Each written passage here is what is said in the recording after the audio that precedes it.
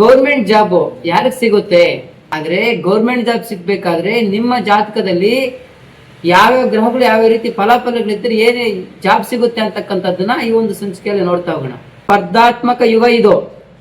ಈ ಒಂದು ಯುಗದಲ್ಲಿ ಗೌರ್ಮೆಂಟ್ ಜಾಬ್ ಸಿಗ್ತಕ್ಕಂಥ ತುಂಬಾ ಕಷ್ಟ. ಆದ್ರೆ ನಿಮ್ಮ ಜಾತಕದಲ್ಲಿ ಬಲವಾಗಿದ್ದಾಗ ನಿಮ್ಗೆ ಈಸಿ ಆಗುತ್ತೆ.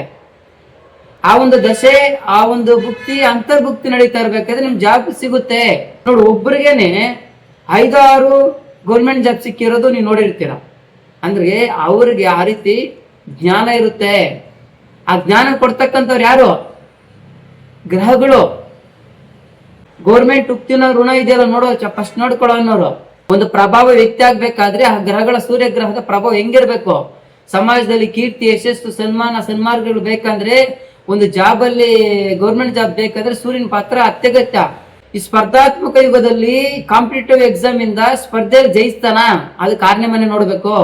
6ನೇ ಮನೆ ಸ್ಟ್ರಾಂಗ್ ಆಗಿದ್ದು ಬಲವಾಗಿದ್ದಾಗ ಎಕ್ಸಾಮ್ ಪಾಸ್ ಆಗ್ತಾನೆ.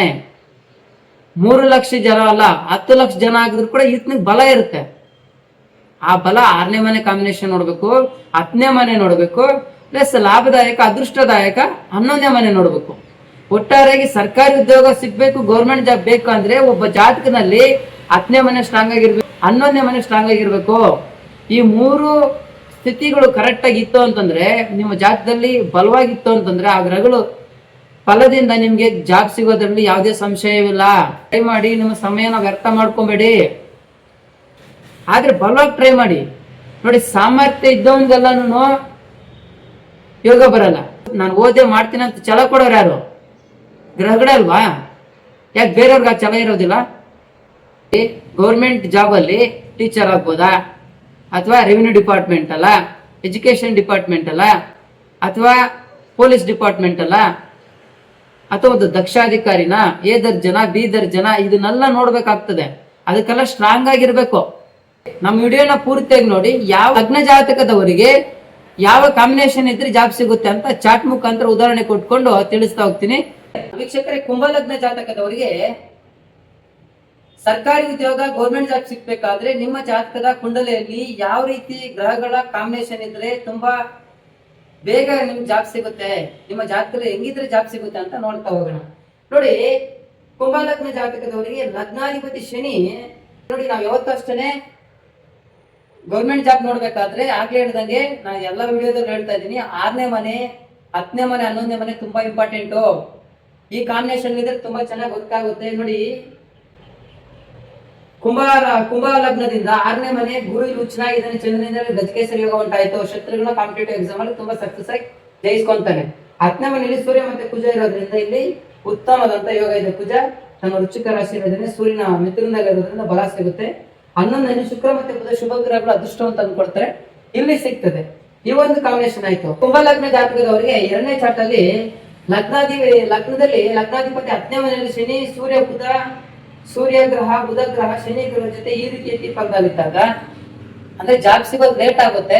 ಆದ್ರೂ ಸಹ ಕಷ್ಟಪಟ್ಟು ಎಕ್ಸಾಮ್ ಅಲ್ಲಿ ಫೇಲ್ ಆಗಿ ಮತ್ತೆ ಅಟೆಂಪ್ಟ್ ಅಲ್ಲಿ ಟ್ರೈ ಮಾಡಿ ಸ್ಪರ್ಧಾಯುದ್ಧದಲ್ಲಿ ಚಾನ್ಸಸ್ ಇದೆ. ತುಂಬಲ್ಲಿ ಇಲ್ಲಿ ಕುಜ ನೀಚನಾಗಿದ್ದು ಶುಕ್ರನ ಜೊತೆ ಇದ್ದಾಗ ಅದೃಷ್ಟವತಿ ಏನ್ ಮಾಡ್ತಾರೆ, ಇವರಲ್ಲಿ ಸ್ಪರ್ಧಾತ್ಮಕ ಯುಗದಲ್ಲಿ ಕುಜನು ಕಾಂಪಿಟೇಟಿವ್ ಎಕ್ಸಾಮ್ ಅಲ್ಲಿ ಪಾಸ್ ಮಾಡಿಕೊಂಡು 6ನೇ ಮನೆ, 10ನೇ ಮನೆ, 11ನೇ ಮನೆ ಕಾಂಬಿನೇಷನ್ ತುಂಬಾ ಚೆನ್ನಾಗಿದೆ. 11ನೇ ಮನೆಯಲ್ಲಿ ಗುರು ತನ್ನ ಸ್ವಂತ ಸ್ಥಾನ ಧನುಸ್ಸು ರಾಶಿಯಲ್ಲಿ ಇರೋದ್ರಿಂದ ಇಲ್ಲಿ ಅದೃಷ್ಟ ತಂದು ಕೊಡ್ತಾನೆ.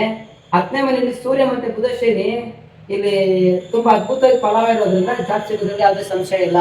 ಈ ರೀತಿ ಕಾಂಬಿನೇಷನ್ಗೆ ಈ 3ನೇ ಚಾರ್ಟ್ ಅಲ್ಲಿ ನೋಡಿ ನಾವು ಗೌರ್ಮೆಂಟ್ ಜಾಬ್ ಸಿಗುತ್ತಾ ಇಲ್ಲ ಅಂತ ನೋಡ್ಬೋದು. ನೋಡಿ, ಕುಂಭ ಲಗ್ನದ ರಾಷ್ಟ್ರಾಧಿಪತಿ ಶನಿ 6ನೇ ಮನೆಯಲ್ಲಿ ಗುರುವಿನ ಜೊತೆ ಉಚ್ಚನಾಗಿರೋದ್ರಿಂದ ಉಚ್ಚ ಫಲಗಳೇ ಕೊಡ್ತಾನೆ. ಇಲ್ಲಿ ಸ್ಪರ್ಧಾತ್ಮಕ ಯುಗದಲ್ಲಿ ಎಕ್ಸಾಮ್ ಗಳಲ್ಲಿ, ಕಾಂಪಿಟೇಟಿವ್ ಎಕ್ಸಾಮ್ ಗಳಲ್ಲಿ ಪಾಸ್ ಮಾಡ್ಕೊಂಡು ಜಯಿಸ್ಕೊಂಡು ಬರ್ತಾನೆ. 10ನೇ ಮನೆಯಲ್ಲಿ ಸೂರ್ಯ ಮತ್ತೆ ಕುಜ ತನ್ನ ಸ್ವಂತ ಸ್ಥಾನದಲ್ಲಿ ಸ್ವಂತ ಎಫೆಕ್ಟ್ ಆಗಿ ತನ್ನ ಸ್ವಯಂ ನಿರ್ಧಾರದಿಂದ ಬುಧಾಧಿಪತಿ ಯೋಗನವುದು, ಕುಜ ಧೈರ್ಯ ವೀರ್ಯ ಸ್ಥೈರ್ಯ, ಬುದ್ಧಿ ನಡ್ತದೆ, ಧೈರ್ಯ ನಡ್ತೈತೆ, ಒಳ್ಳೆ ಜಾಬ್ ಸಿಗ್ತದೆ.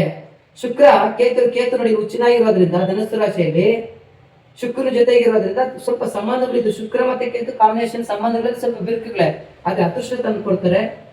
10ನೇ ಮನೆ ಒಬ್ಬ ಗೌರ್ಮೆಂಟ್ ಜಾಬ್ ನೋಡ್ಬೇಕಾದ್ರೆ ಲಗ್ನದಿಂದ 6ನೇ ಮನೆ, 10ನೇ ಮನೆ, 11ನೇ ಮನೆಯಲ್ಲಿ ಈ ಗ್ರಹಗಳ ಕಾಂಬಿನೇಷನ್ ತುಂಬಾ ಸ್ಟ್ರಾಂಗ್ ಆಗಿದ್ರೆ ನಿಮ್ಗೆ ಜಾಬ್ ಸಿಗೋದ್ರಲ್ಲಿ ಯಾವುದೇ ಸಂಶಯ ಇಲ್ಲ. ಗೌರ್ಮೆಂಟ್ ಜಾಬ್ ಸಿಗೋದ್ರಲ್ಲಿ ಅದ್ಭುತ ಆಗಿರ್ತದೆ.